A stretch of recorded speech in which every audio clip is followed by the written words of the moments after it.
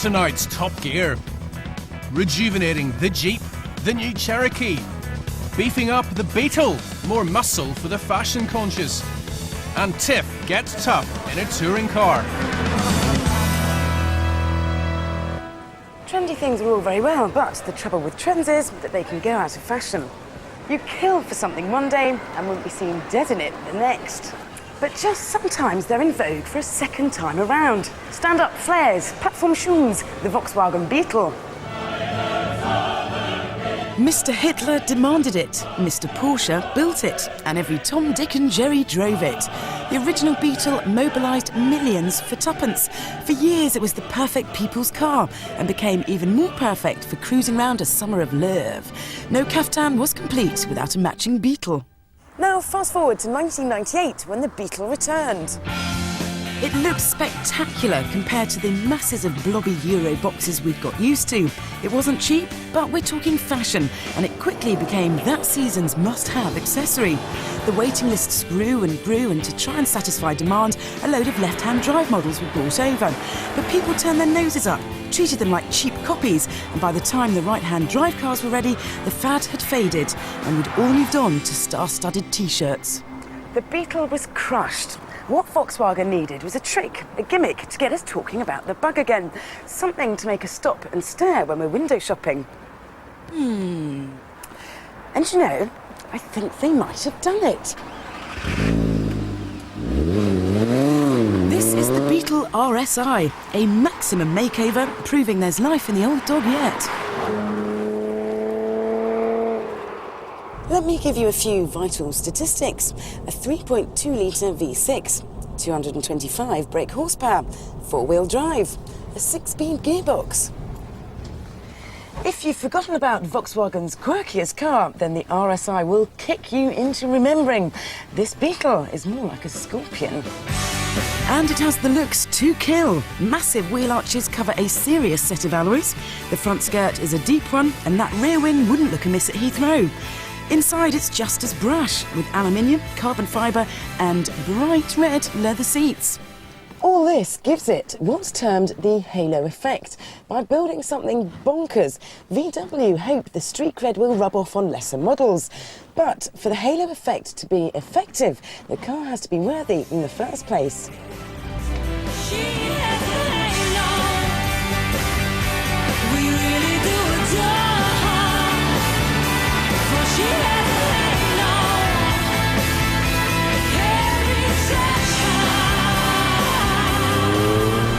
Its howling exhaust note might lead you to believe that this car is a bit of a devil, but the lacklustre performance of the engine soon puts paid to that. And it's hard to believe that this car will actually achieve its quoted 0 to 60 mile an hour time of 6.4 seconds. Handling won't throw you any wobblies, which isn't surprising because as well as a highly tractable four-wheel drive system, this Beetle also gets dynamic stability control. Talk about belt and braces. The steering could do with more feedback because I would really like to know what those 18-inch tyres are up to. I'd also like to be a bigger part of the car. That long dash, the high roofline and the seriously low seat makes me feel like the size of a doll. Plus, this seatbelt, which is on its lowest setting, is cutting at my neck. But get this, it costs £50,000. Yes, 50 grand. Now, nobody's going to spend that. And in fact, VW UK are aware of the fact because they're not officially importing it. But if the price hasn't put you off and you want that extra addition to your lip ring and sarong, then there are a few enterprising dealers who will ship one in for you. What we have here is a couture item. No one expects you to pay vast sums for a dress made of seafood, but they might expect you to buy a watered-down, more domesticated version. So leave the RSI on the catwalk and head for the high street. Ditch the V6 and grab a V5, another recent addition to the Beetle family. It costs a third of the price, has just 55 horsepower less, and is only 9 miles an hour slower. It is the more sensible option, not half as flamboyant, just quietly stylish, and style never goes out of fashion.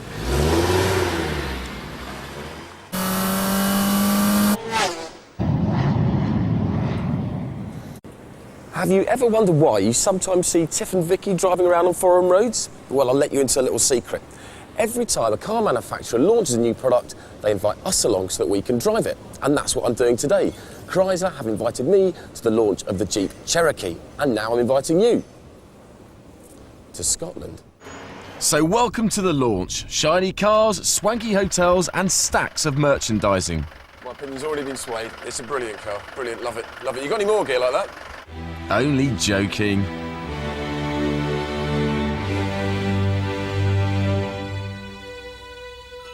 The Jeep faithful should certainly be happy with the return of their beloved round headlights. I'm just not sure what they're going to make of that fat Suzuki Jimny look. All these chrome bits are extras, and to be honest, they're unnecessary. More Wayne Sleep than John Wayne. Quite whether it will win its spurs as convincingly as the outgoing one remains to be seen. Now look at this. This is the Jeep press pack. Actually, it's the Jeep propaganda pack, because you'd normally find all the facts and figures in here. But Chrysler put in pictures of fields of wheat, cappuccinos, rollerbladers, interstate highways to Sacramento. They're selling me a way of life. That's PR for you, but I did eventually find out that the engine they'd given us was a 3.7 litre V6. It's time to eat the pudding.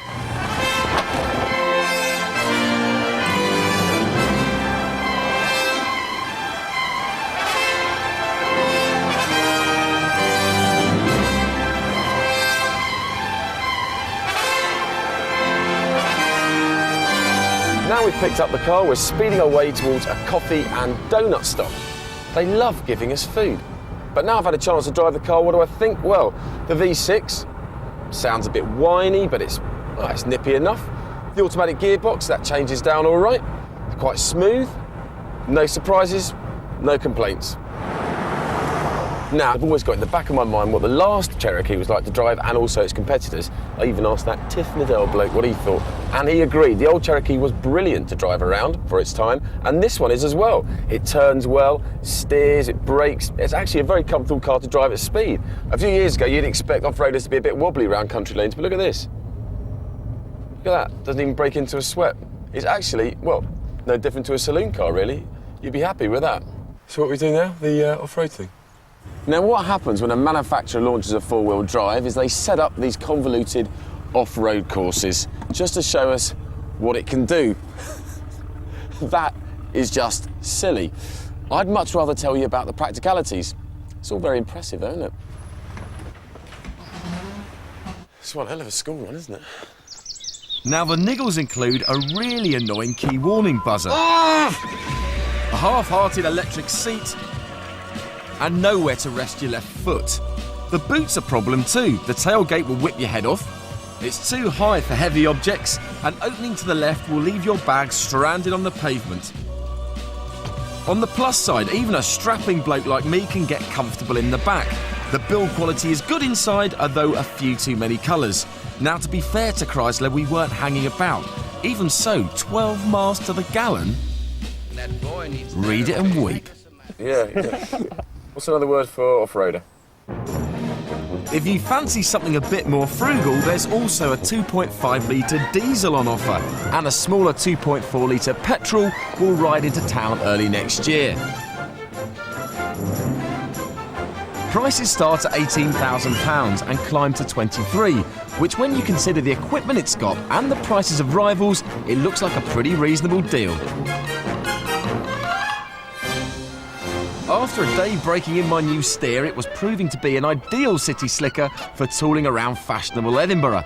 I was becoming more and more impressed. It is absolutely amazing. I'm blown away. Don't be silly. That. Actually, I think it looks a lot better in the metal than it does on paper. I thought it looked quite ugly before. It's all right. What do you think? I like it. Of course you like it. I do like it. Well, we've had a day with the car now, and very shortly the PR people are going to be asking me, over even more food, what I thought of it. Well, it's first impressions, but in this game, first impressions are rarely wrong.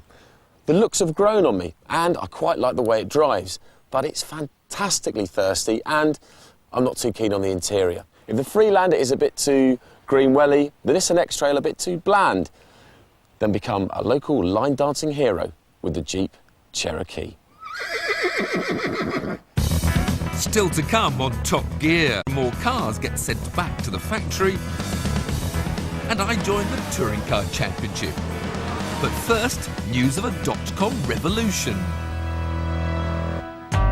If you think that Top Gear tests are just too short, or you want people to hear your opinion and not what others say, then listen up, because now you'll be able to keep in touch with the world of cars all day long thanks to a brand new website, BBC Online Motoring.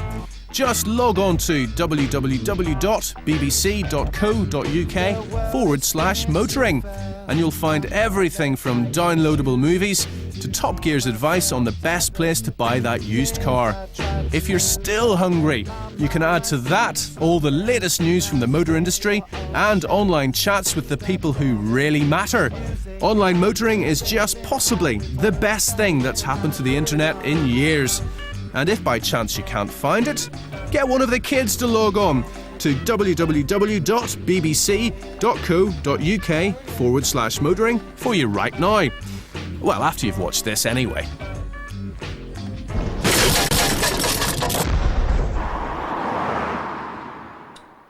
You wouldn't put up with me mistaking a You wouldn't put up with me mistaking a mistake. You wouldn't put up with me mistaking a Mac. You wouldn't put up with me making any mistakes, would you? In fact, would any of us put up with anything less than perfection? Of course not. But we do. Welcome to the worrying world of recalls. Okay, so you want some evidence. Well, can you imagine 3 better examples of automotive perfection than these? The Rolls-Royce Corniche, the very paragon of hand-built quality. The new Ford Mondeo, Top Gear's current car of the year. And the new Mini, not only the darling of the international motoring press, but also a runaway sales success. All impressive in their different ways, but none quite as perfect as we first thought. Rolls-Royce and Bentley produced 21 cars which, in extreme cases, had the potential for igniting their fuel vapours. Nearly 6,000 Mondeos could suffer water ingress and subsequent corrosion of the cruise control unit. And BMW admitted there was a small chance that static in the Mini's filler neck could spark when filling up. Recalls are an everyday occurrence. It's breakfast at Tiffany's with me, Dave Tiffany, on Local FM. Recall news in 5. It's breakfast at Tiffany's with me, Dave Tiffany, on Local FM. Recall news in 5. It's breakfast at Tiffany's with me, Dave Tiffany, on Local FM. Recall news in 5. Now hang on. Billions of pounds are spent developing new cars, so how is it that these faults slip through the net? Why are imperfect cars being sold? That's one heck of a wake-up call, isn't it? It seems there are many reasons for recalls and everyone has their favourite theory. Why do recalls happen? There are a number of reasons. Firstly, there's a lot of pressure on the car manufacturers to drive down costs and increase efficiency. That means the manufacturers have passed on a lot of the cost savings to the component suppliers. They've driven down the price of the parts they buy from their suppliers. So you've got components failing and cars having to go back for recalls for that reason. Sometimes you get manufacturers like Land Rover that are victims of their own success. Land Rover increased its production very rapidly, but they didn't keep the tabs on the quality, so they ended up with lots and lots of failures. It did them more harm than good in the long run. Also, car manufacturers have got to respond to trends and fashion, like the Mini, for example. That was it's got to be out very, very quickly while its moment is still there in the market. So maybe there's some corners that are getting cut there in getting the car developed and into the factories and into the dealerships very, very fast. But let's not get too carried away. In the case of the new Mini here, BMW assures us that only 500 cars were affected by the recall, and of that number, only 100 had actually been delivered to their new owners. So how did they defuse this potentially explosive situation then? By fitting an earth strip in the fuel tank. Sounds simple really, doesn't it? Simple but troublesome and not uncommon. This is the Vehicle Inspectorate's twice-yearly recall bulletin. It's full of cars that have developed faults and makes for very interesting reading. So far this year, recalls affecting nearly 1.4 million cars have occurred in the UK alone. Well, there's also a bit of a conspiracy theory on recalls. Sometime in the 1990s, Saturn, the General Motors customer care franchise, had a problem with a car. They did a customer recall and made it into a bit of a party. They had recall celebrations at the showrooms. They did it in a very typical American razzmatazz kind of way. What they found afterwards was the customers' opinion of their dealers had actually gone up after the recall. After that, you suddenly started seeing other manufacturers doing recalls for very, very minor faults, maybe a light bulb that was going pop a bit too quickly, just so they could get the customers back into the showroom and be nice to them. So I think there's a certain element of the recall being used, if handled properly, as a way of looking after your customers, letting them know the dealer's there, that the dealer's caring and sharing and will be a very, very good person to deal with. But it's time to put conspiracy theories aside and move on to the really important bit. If I've bought a second-hand car that's been recalled at some point in its life, how the heck do I know that the repair has been carried out? Well, you don't really. The Vehicle Inspectorate have a small paragraph suggesting you check for a recall with your manufacturer's customer services. And although there are a couple of websites with recall databases, you need to know where to look, and they're not necessarily up to date. As usual, our American counterparts may have a solution to the problem. In the US, the Department of Transport have an excellent system, a well-publicised website and hotline. Finding out if your car has been involved in a recall is only a phone call or mouse click away. It's time to take this whole issue of recalls forward. Instead of a small paragraph in a rather obscure document published by a little-known government agency, what we need is a hotline, just like the one they have in the US. AA checks and HPI checks are now par for the course when you're buying a second-hand car, and yet recall checks aren't. But they should be.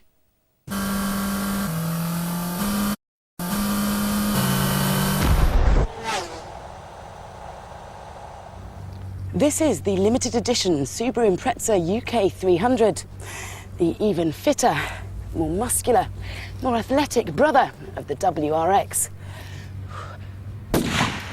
Like I do running. It's certainly a handsome beast, thanks to a well-judged training regime. Check out the striking blue paintwork and high-intensity lamp units. How rally. Gold-coloured 18-inch OZ alloys. How tasteful. Blue suede seats. How Elvis. Throw in some spoilers and skirts and it looks every inch a well-honed champion. Power and torque is up compared to the standard car. It's quicker through the gears and has a much livelier pickup mid-range, not to mention a healthier growl from the exhaust. Now, you know how they say, you are what you eat. Well, the same is true here. Feed the UK 300 on high-protein super unleaded and you'll get about 241 brake horsepower. That's 27 up on the norm. But use cheaper, regular unleaded and you'll only get an extra 12.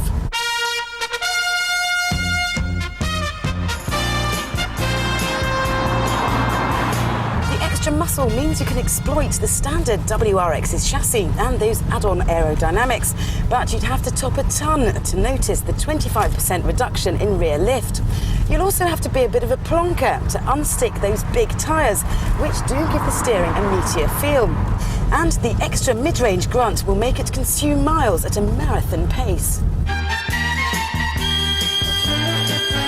The UK 300 is £3,500 more than the standard WRX, and that just buys you the body styling. Engine improvements are a further £1,600, making a grand total of £26,500. The performance is cracking, but don't forget the extra cost of the Super Plus. You will be in an exclusive club though. ProDrive only making 300. I can't do falling over noises. For around the same money, you could go for the long-distance specialist BMW 330. It has a better quality interior, but isn't as sharp to drive. Or for £27,000, you could have the true Olympic champion, the Mitsubishi Evo 7. The UK 300 is great at sprinting and even better cross-country, but the expense means it finishes outside the medals.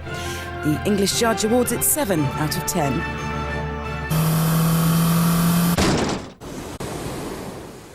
This weekend sees the climax of the British Touring Car Championship at Brands Hatch.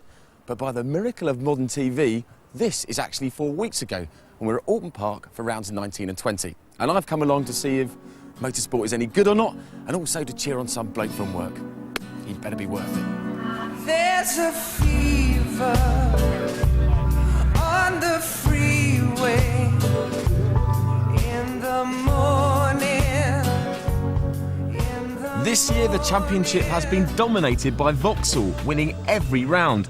But my mate Tiff was in the production class, which makes up 2/3 of the field and produces a much more open competition.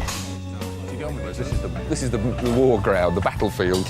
The hooligans. Yeah, and of course, if you win, you get this weight balance. Every car is 1,110 kilos with driver. Right. So that's the rule. If you've all got the same tyres, same BF Goodrich tyres, you're all on the one weight, including driver. But as soon as you win, then you have to add 10, 20, 30, up to a maximum of 60 kilos. It's quite a good system because it makes it competitive for each round and means that one person doesn't win every race. While the touring car class has been a one-make walkover, there have been wins in the production series for Alfa Romeo, Honda, Peugeot and Ford. Mind you, the production races aren't exactly the same as their showroom models. This is the Honda Accord road car. It's got a 2-litre engine with 145 brake horsepower and it's the kind of car your old man would drive. And this is a Honda Accord race car. It's a 2-litre as well, but now with 230 horsepower. The kind of car I'll be driving. This car was built by good old-fashioned robots in Swindon and would set you back 16,000 quid. Whereas this is built by hand in a workshop in Surrey and costs £90,000. And prepared by Barwell Motorsport, it's proved its worth by taking 8 wins this year. Unfortunately, I would only get a dozen laps in the car before qualifying began.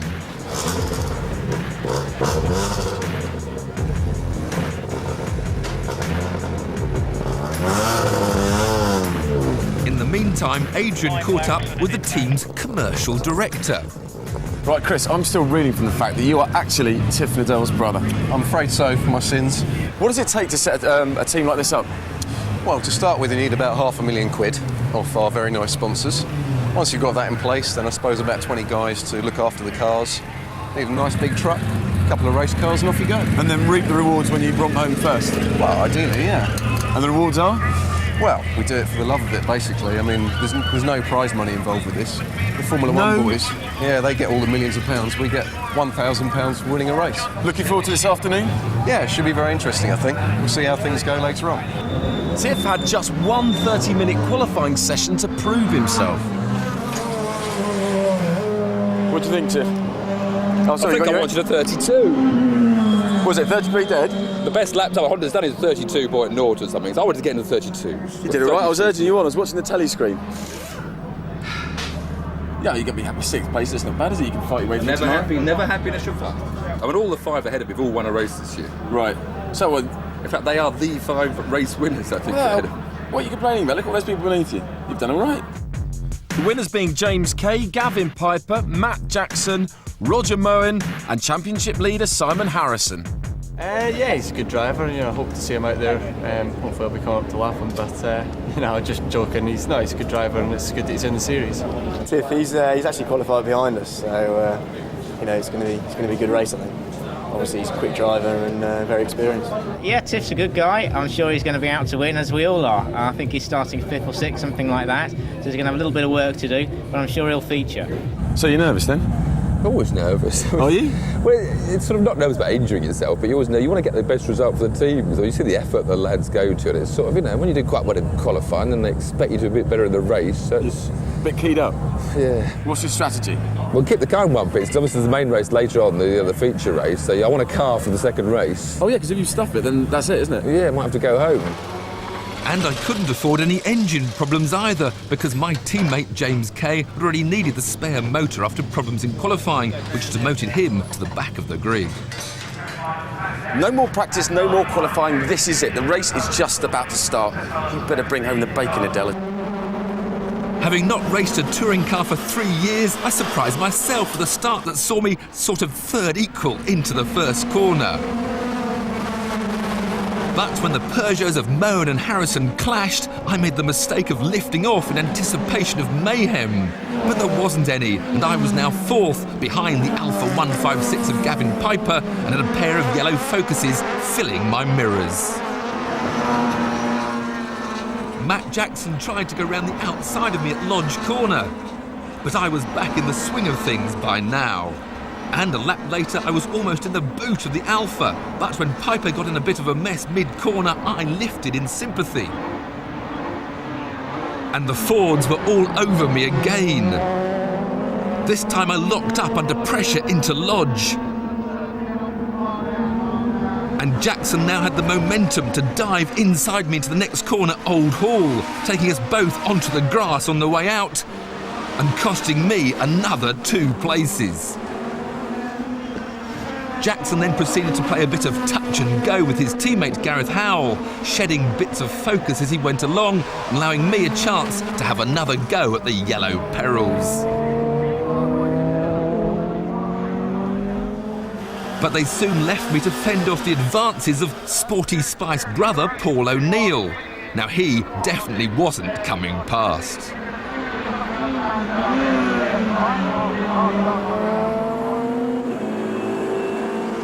As the touring car racers lapped the production cars to take overall victory, I hung on for a respectable 6th in class, finishing 1 place behind teammate Kay, who'd stormed through the field from the back of the grid.